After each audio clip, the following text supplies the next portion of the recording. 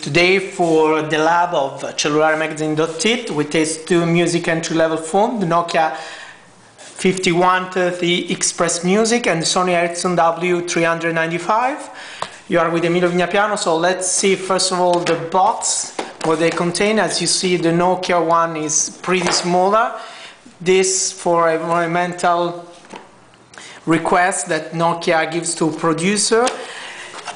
In fact, there is we recycle also for logistic expenses, so pretty small. Here was the phone in this position, classical position on Sony Ericsson.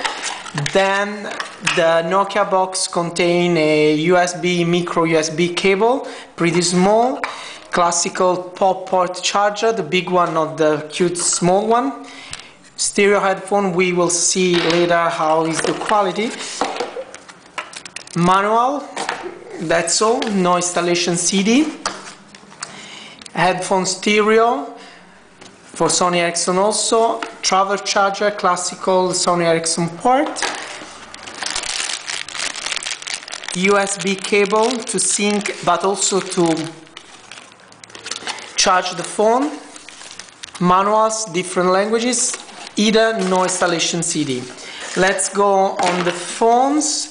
Let's start with the materials. Both of them are pretty good. The Nokia, as in the last models, the entire piece of the middle, there's just one piece, as you can see. Very good material for this price. We are talking on a phone that is 190 euros, so pretty cheap. Then the two front, then there is the front part and the back part. The back part is good quality, but unfortunately you can see your fingerprint. The front is better with this kind of, I don't know how to say, but there are little holes and it's really giving a good feeling.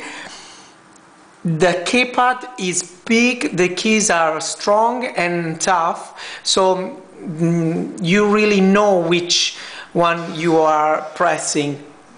Also, if they are flat, there is a very good separation horizontally and vertically, so pretty good. As this is the S40 operating system 5.1 for this phone, two soft keys, 5-direction joypad, calling keys, and you have also dedicated music buttons that are at the beginning we thought that they were not in a very good position, also because to press them you have to do a position like that, because if you are like this or in this position, they are very tough to press because of the material that are up and down them. But there is a very good solution, because you go when you need on these keys and you don't press them, or they are not pressed if they are in your pocket. When you activate it, the little lights will tell you that you are using the audio features.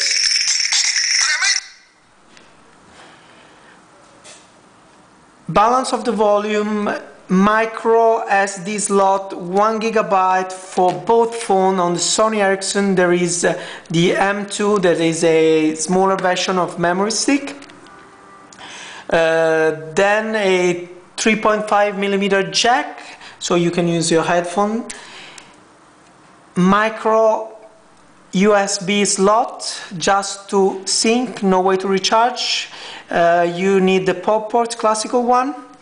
Camera 2 megapixel, just for MMS and email photos, no way to print them, they are not so good quality.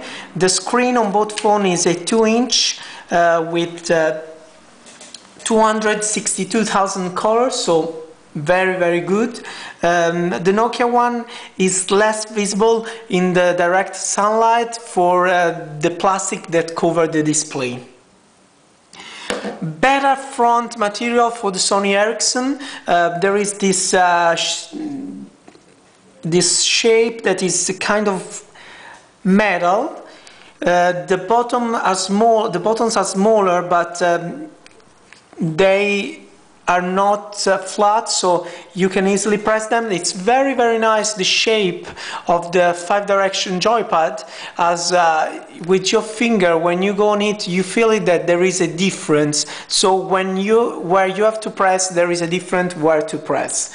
2 soft keys, button for calling. Unfortunately, the buttons for the music are in the 5-direction joypad, so sometimes when it's in your pocket with other stuff, you press them and you activate it also if you don't want. Cancel key and directly Walkman feature. The keypad is not so good as was in Nokia. It's completely a unique piece, and it's not flat, but there is not enough space in the first line, and the keys also, if you feel that they are different buttons, but they don't give you a good feedback when you pass your finger on them. Audio quality, there is a huge difference. The Nokia is higher, and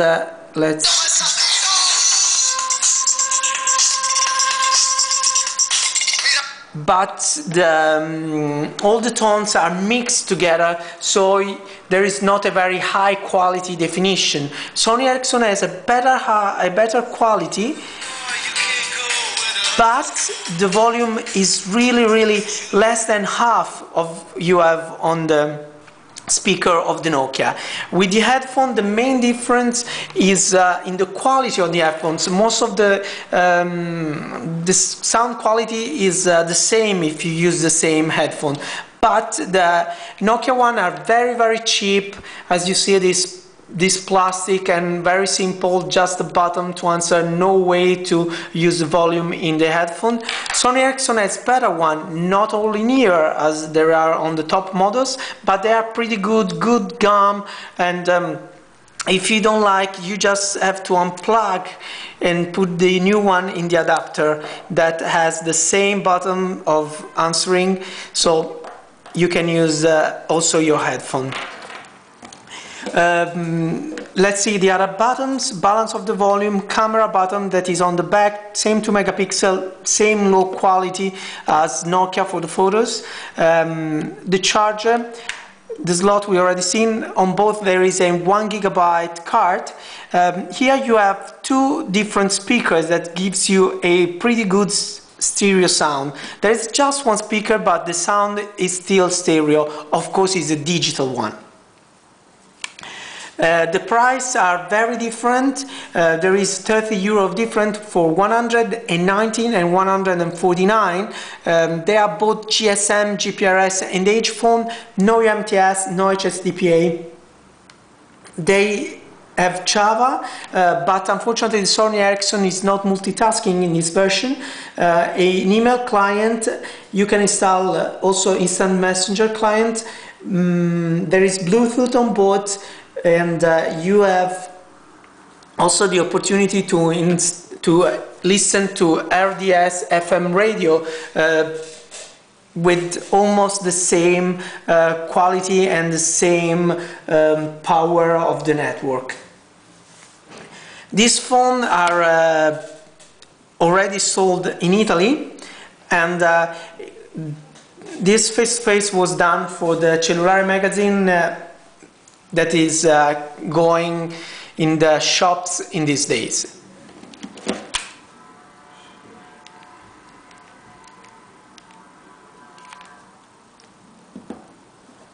Dimension really different also for the different shapes. The slide of Sony Ericsson is 96 by 47 by 14.9 millimeter with 103 grams. The Nokia is 107.5, 46.7, 14.8 millimeter for 88 grams. So more than 20 grams of difference, but you really don't feel it because they have different shape.